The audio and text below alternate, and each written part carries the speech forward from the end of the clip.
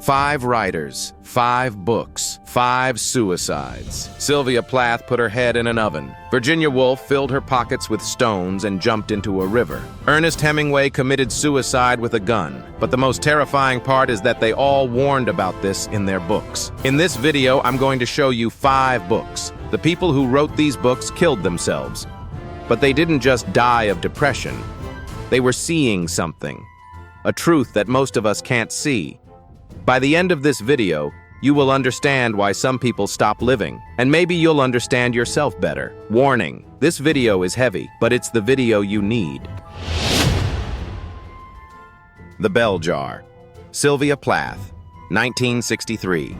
A girl named Esther Greenwood, 19 years old. Smart, talented, with a bright future, but she is dying inside. Plath writes, "I feel like I'm under a bell jar. The world sees me. I see the world, but there's glass between us.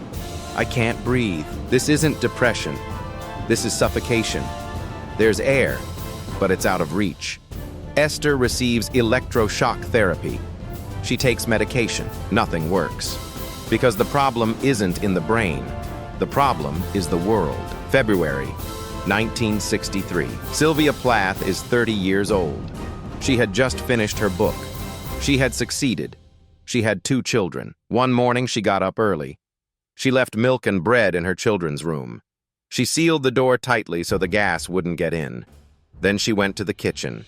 She put her head in the gas oven and turned it on. People say, why? She had everything. That's exactly why. In the bell jar, Esther says, I have everything, so I have no excuse, and that makes me feel even worse. Sylvia didn't commit suicide because her life was bad. She committed suicide because a good life still wasn't enough. Virginia Woolf, a famous writer, 60 years old. Mrs. Dalloway. To the Lighthouse, Orlando, March 1941. She put her hand in her coat pocket and filled it with heavy stones. She went to the River Ouse. She went into the water and drowned herself. Mrs. Dalloway, 1925. This book describes a day, an ordinary day for a woman named Clarissa Dalloway. But nothing is ordinary in Woolf's depiction. Every thought turns into another thought. The past, present, and future. They all blend together. There's Septimus Smith in the book, a soldier returning from the war. PTSD, hallucinations. He throws himself out of a window. And when Clarissa hears this, she says, I understand him. Virginia Woolf struggled with depression and psychosis her entire life. She heard voices. She had hallucinations, but she wrote, because writing kept her alive. In Mrs. Dalloway, she writes, there is no choice between life and death. They are the same thing. Before her suicide, she wrote a letter to her husband. I am going mad again. I don't think I will get well this time. The voices start again. I can't go on to hurt you anymore. She lived for 60 years. She was successful. She was loved. But his brain wouldn't give him a break. Ernest Hemingway went to wars, hunted lions, fought in boxing matches, married 4 times. At 61, he committed suicide with a shotgun. For whom the bell tolls. 1940, Spanish Civil War. An American volunteer named Robert Jordan. He knows he will die, but he goes. The book's most famous line, no one is an island. Everyone is a part of the continent. Every man's death diminishes me, because I am involved in mankind. Therefore, never ask for whom the bell tolls.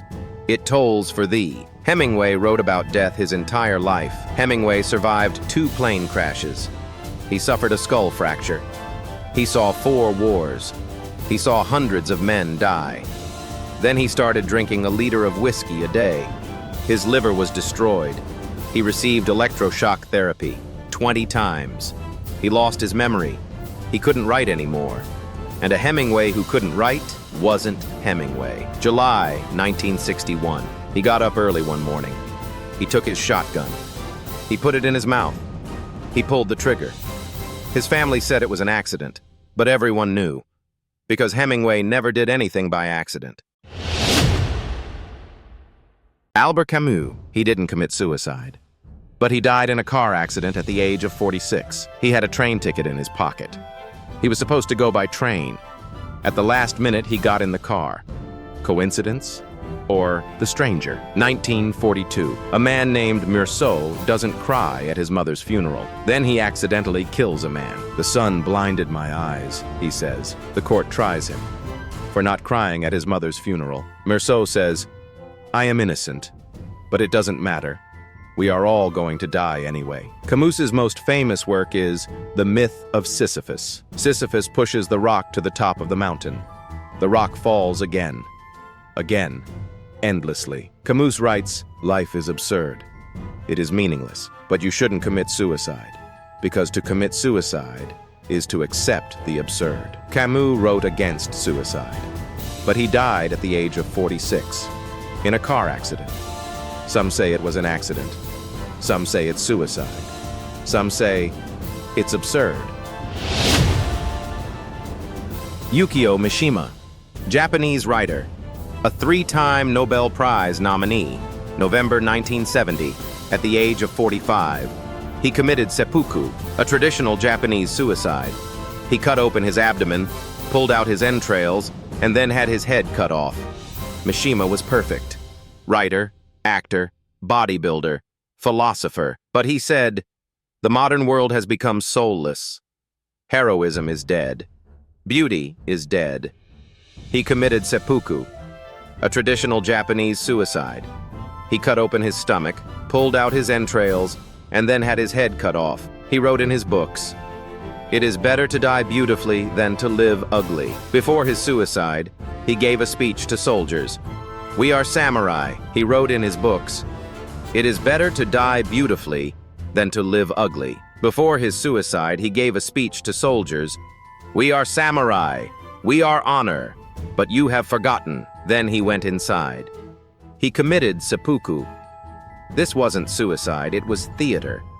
It was a performance. It was his final work. Final. Why did they die? 5 writers, 5 different reasons, but they all have one thing in common. They couldn't live in the world because they felt more deeply. They saw more.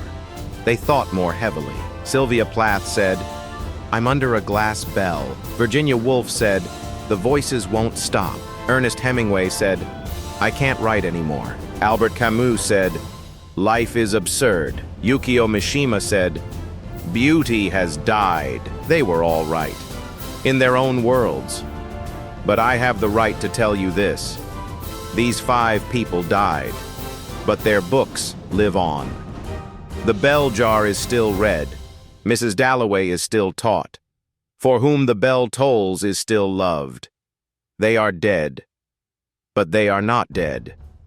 If you feel this way too, if you too have been sitting under a glass bell, if you can't breathe, write, speak, share, because your suffering can help someone.